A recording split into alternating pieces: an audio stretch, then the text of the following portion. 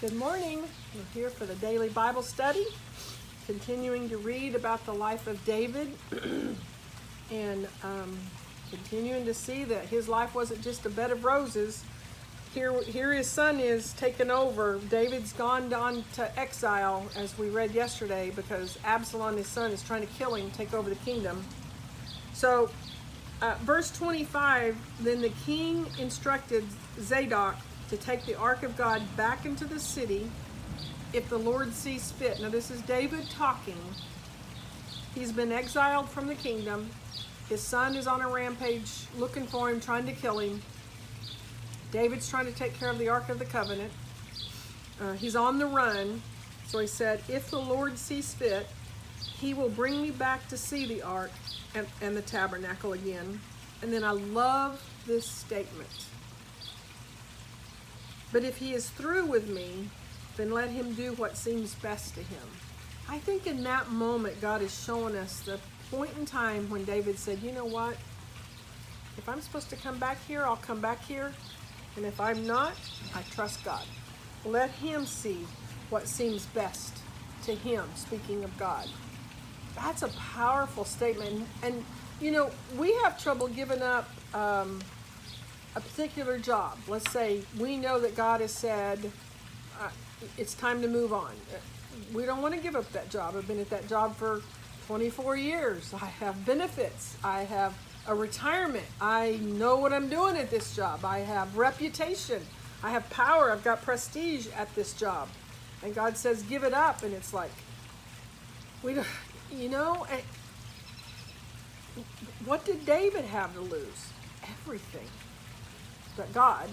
But everything. Kingdom, power, money, position, servants, adoration.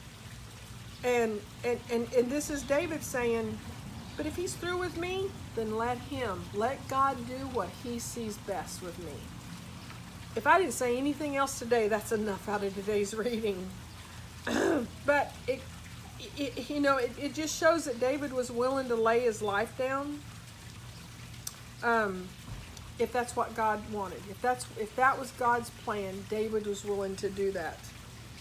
And so moves on then, and I like the story about how as King David moved on, a man came out of the village. I'm in verse 5, and he's cursing him. It was somebody from Saul's family. And this man is coming out and he's calling King David every name in the book, because he was loyal to King Saul. And I'm quite sure he saw King David as the reason why King Saul got killed, even though David's not the one that killed him. So he threw off stones at him, the king's officers. So David's men who are loyal to David wants to kill this man.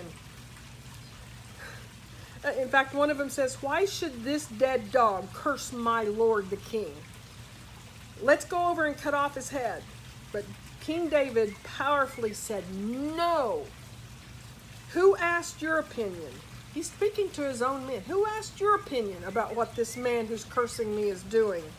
If the Lord has told him to curse me, who are you to stop him? Who are you to stop me? I'll tell you what, I've stopped and I've meditated on this every single year I've read this. The man was defending David. He's coming to his aid. Let me take care of this man who's cursing you. And David says, what if God's the one that told him to curse me? There is so many layers of that. But I wrote this year out in the margin, live and let live. God takes care of it. We've all had people come against us. You know, and I'm very blessed in my life. I mean, it started out as a young girl. I was the oldest of my family, but I had two brothers. I was the oldest, then Randy, and then the twins were born. There was never a time in my growing up years that if anybody messed with me, that my two brothers, they didn't have to mess with my two brothers. I mean, there were times that I told people, I'll call my brothers. You know, I'm very blessed that I had that kind of protection from my two brothers. I still have that kind of protection from my two brothers. I call Randy my big brother, even though I'm the oldest. So, I can't imagine one of them wanting to step up and protect me, and then me bashing them for wanting to protect me. And it seems like that's what David did. But here's the deal. David didn't belong to them. David belonged to God. And David had such an in-depth knowledge of whose he was and who he belonged to that he could stand firm and allow a man to curse him, probably understanding what the source of the cursing was. This man loved his family member, King Saul, and he could take pity on him and say, what's it hurting for him to cuss me? What's it hurting for him to scream at me if it makes him feel better? Is that where you're at with the Lord? I'm asking myself if that's where I'm at with the Lord. And you know what the answer is? I'm just transparent with you. Sometimes I am, and sometimes I'm not. But when I read this, every single time, I want to be more ready for that. And I believe 2018, I'm more ready and prepared and armed and equipped for God in this area than I was in 2017, and I can guarantee I am more so than I was in 2010 or in years past. So just some things that I thought of. Now, at what depths was Absalom willing to go to betray his father? And I think at the end of the Old Testament reading today, we kind of see it. Now, again, he's running with bad people that's giving him bad advice. So David took and left his hometown, but he left behind his concubines who had given him children. And so here's the advice of somebody that's with Absalom. Go and sleep with your father's concubines, for he had left them here to look after the palace. Then all of Israel will know that you have insulted your father beyond hope of reconciliation. I mean, it's just like stopping and thinking, what can I do that would hurt my dad the most? And then he set out and he done it. Yeah. And then we're in John 18, and we're picking up where we left off yesterday. At the end of yesterday's reading, Peter had already denied Jesus once. And then right at the beginning of our reading, they're saying, aren't you one of them? They've arrested Jesus, and Peter's in the courtyard, and he's denying it. No, I'm not one of his disciples. So he doesn't just do it once, he does it twice, and then he does it a third time, and then the rooster crowed. And then Jesus is getting interrogated by Pilate. It's a very interesting conversation between the two of them as well. Let God speak to you. I still find myself, I can see two sides of this whole conversation of Pilate asking him who he is, asking him what is truth. Myself personally, I believe that Pilate saw truth that day. He still gave in to the people. He still gave in to the people-pleasing spirit. He still released Barabbas instead of Jesus. And I don't want to go too deep in that, because nothing I say is meant to be controversial. I don't want to lead you one way or another. I want you to hear from God yourself. But these stories are powerful stories that'll cause you to stop and reflect and think. And this is another one of those that I'm on a journey with. God is still showing me things about this conversation with Pilate. And Pilate had him flogged before he had him released.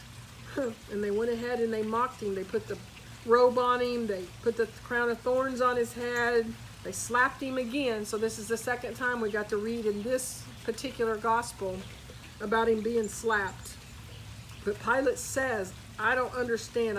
It's clear that I find him not guilty. I believe Pilate was presented with truth that day. What he did with it, anyway, I'll just stop with that. So they crucify Jesus. They take him away, and he carries a cross by himself. They nailed him to the cross. Even in the message that's hung at the top of the cross above Jesus. And Pilate posted a sign on the cross that read in verse 19, Jesus of Nazareth, the King of the Jews. And then the place where Jesus was crucified was nearby, and the city and sign was written in Hebrew, Latin, and Greek, so that many people could read it. And then the leading priests objected to the wording and said, change it from the King of the Jews to he said, I am King of the Jews. And Pilate replied, no, what I have written, I have written. Just let God speak to you through those scriptures. They're pretty powerful. And then I'll end with the Proverbs 16, 10 through 11. The king speaks with divine wisdom. He must never judge unfairly.